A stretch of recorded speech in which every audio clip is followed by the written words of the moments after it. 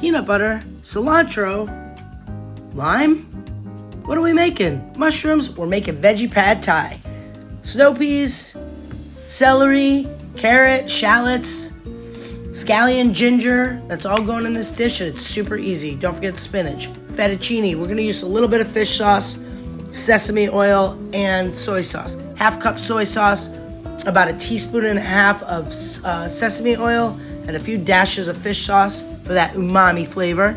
About a half cup of peanut butter, and then we're going to mix our peanut butter and that sauce together that we just mixed. A good handful of cilantro, a good handful of scallions. If it's too thick, add a little bit of water. All right, let's get cooking. 2 tablespoons coconut oil. Add your veggies. Let them soften about 3 to 4 minutes. Then add your ginger, add your mushrooms. Let that soften. We're going to add some spinach as much as you want. Add your fettuccine. Pour that peanut sauce in. Let it cook for about 3 minutes. Look at this.